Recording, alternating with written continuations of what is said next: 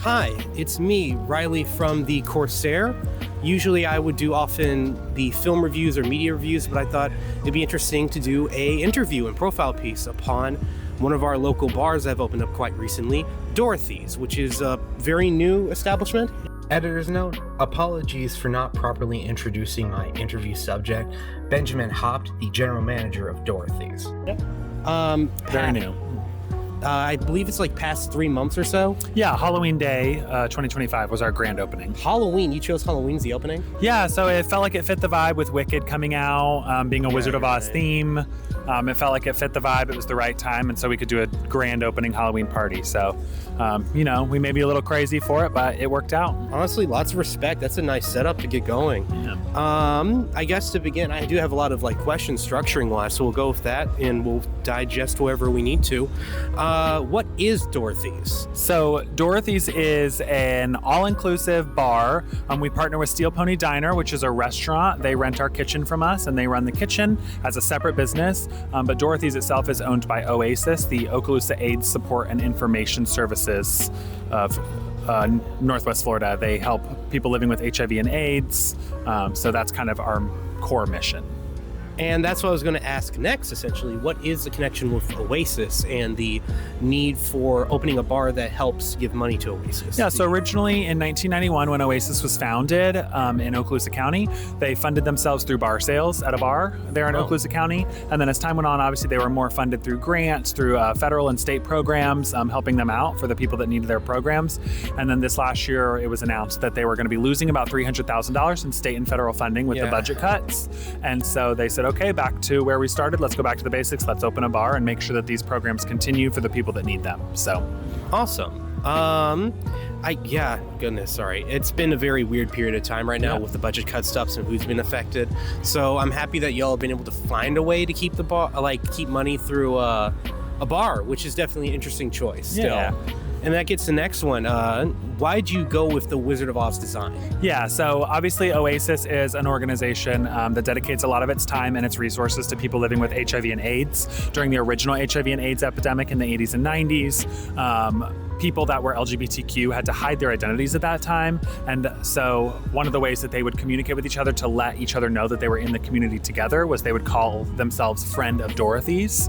And so Friends of Dorothy's kind of became a secret logo for the LGBTQ community. That's what I assumed was the reference for the Friend of Dorothy's concept of if you're in the community or not. Yeah. I was going to add on to that from that conversation. Is there any deeper personal meanings to you in relation to The Wizard of Oz and the thematics of that? Personally, it's my favorite movie. I grew up watching The Wizard of Oz all the time. It was Wizard of Oz, it was Mary Poppins, and it was Julie Andrews' 1956 CBS black and white special of Rodgers and Hammerstein's Cinderella. I was obsessed with Julie Andrews. I was obsessed with Judy Garland. They were like my queens growing up. So I definitely have a huge connection to The Wizard of Oz. And obviously, along with being part of the LGBTQ community myself, I feel close to that. So it definitely was a project I wanted to jump on as soon as I saw. That's actually just interesting. What was the age you first saw Wizard of Oz, honestly? Oh, I was probably 3. I mean, as a child, yeah. Yeah. For me, it's just mostly that it became such a regular part of American filmatic conversation that 100%. You see it everywhere, to the point where one could argue it's one of the most viewed films ever. Yeah. So it is always interesting that its deep connection in relation to that, or Judy Garland's own history with queerness, that it's always been a big part of that conversation. That's why I was interested in asking that. And that also sieges in the next question. When you got and considered that design of Dorothy's as a bar, how did y'all design it around the Wizard of Oz as a concept? That was really more Oasis. So when I interviewed for the position for general manager, Oasis had already come up with the concept. They'd already come up with the theme. They knew what they were going to do. They'd already hired the painter to do the murals. And I came in to interview for the position as manager, and that's when I came in. Editor's note. While getting the B-roll footage that showcases a lot of the wonderful art being displayed at Dorothy's, a big centerpiece object we didn't get into is this gorgeous mural that paints the entire main bar hall where you get your drinks, that has the entire Wizard of Oz cast set up with special glow-in-the-dark paint that gives it a real aesthetic in ultraviolet light. It's a really wonderful centerpiece of the entire bar.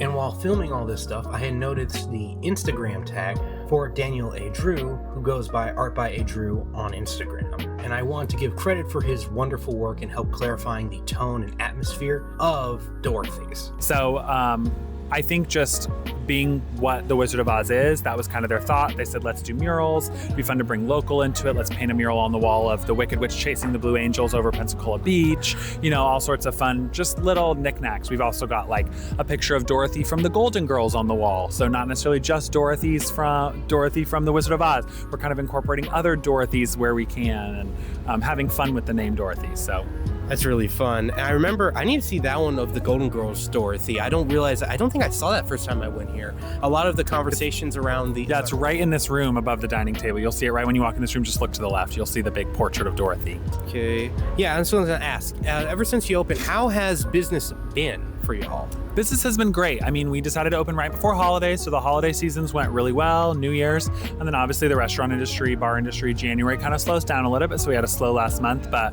at the beginning of February, we had our big community outreach event, which was a huge success. We had about 20 different booths set up out here of different local community organizations coming together, different political candidates. There were like crafting tables. That was, hold up, are you talking about the event that happened last Friday or an earlier? Yeah, last Saturday, or Friday, Saturday. The 7th. Yeah. Whichever day the 7th. No, it was a Saturday, because I was there that day. I came actually because I was getting prepared for anything, and I thought it was really cool how it panned out.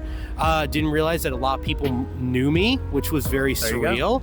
I think 4 different people came up to me as like, "Hey, Riley," and then had to explain like what they were doing with their group, which was very surreal to get through. Yeah, so then February's just been, honestly, it's been growing in business, and we're excited. So that's lovely, and that's what I was going to ask. Is there any upcoming events you want to shout out over the next couple of months that you would want to mention? Yeah, things we know about. So obviously tonight is Mardi Gras, the night Mardi Gras parade. Tomorrow we'll have a masquerade for Mardi Gras. Next weekend is Pensacon. So on the 20th we're doing the Addy Awards after party, and that's kind of a Cowboy Carter themed dance party with DJ Young Ladies and DJ Brody P. And then the next following day, Saturday, will be our Pensacon after party. So we'll host a Pensacon after party that day. You're hosting it? No, it's not an official Pensacon after party. Good. It's just one of the ones. Many people are hosting after parties for that day. I volunteer for that, so it's like they've been crazy. You already got that already? Yeah, we are hosting a party. We're going to host an after party that day. Following into the next week, I believe there's a Tape B show happening right across the street at Maritime Park. So we're going to be doing a Tape B pre-party before that music festival happening over there. So we'll have DJs in there. Apologies, what is Tape B? It's just a music festival. So they have several different bands and artists playing that music festival that night. And so we're going to do a pre-party for that. Okay. And then going into March, we are going to be doing brunches on Sundays, and we'll be open 7 days a week for lunch. So that will be exciting as well. So yeah, definitely things planning in the future. March isn't 100% set out, but definitely fun stuff to come. That's really nice. Yeah, no, it's like, now it's like, activities at the bar. I wrote that down because y'all actually have, in comparison to many of the other bars around here, quite a variety of things to do, which is quite shocking.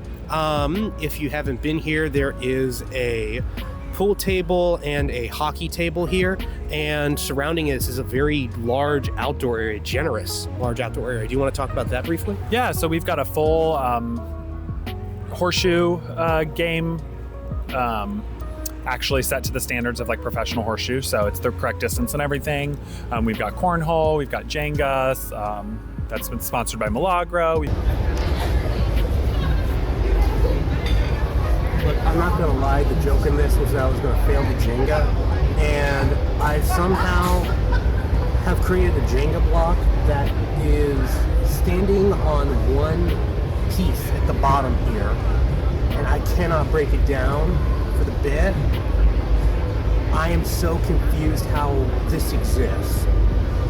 We've got Giant Connect 4, sponsored by Jack Daniels.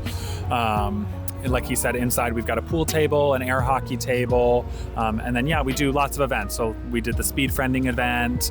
We're doing Mardi Gras parties, celebrations. We do private parties. We host.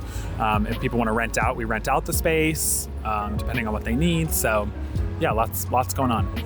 Yeah, and then I was wanting to add a bunch on the food and drinks finally. And mostly, the first thing I was going to mention before I get into the menu itself, which is pretty dense, and I'm going to hopefully have other people at the Corsair try it. I don't drink for personal reasons, but I know a lot of people, when they pitched it at the Corsair, they wanted some of this stuff. They thought it was delicious. Well, I'll pitch to you if you don't drink. We do have a full mocktail menu made with a line of Liars. It's a non-alcoholic spirit line, so we've got non-alcoholic gin, rum, tequila, bourbon, Italian orange liqueur, coffee liqueur, Amaro, as well as non-alcoholic sparkling wine. So we have a full line of non-alcoholic things as well. We truly do want to feel like the place where everyone's celebrated. So even if you don't drink, even if you're gluten-free, vegan, we make sure that we have options for you. So then I'm likely going to be ordering a few right after this. And I was going to add on to that then, if you are knowledgeable also upon the food menu of the Steel Pony Diner, I know some of the food, but it's not my forte. You know, I know they're really famous for their Prego steak sandwich. Their Portuguese soup is really good.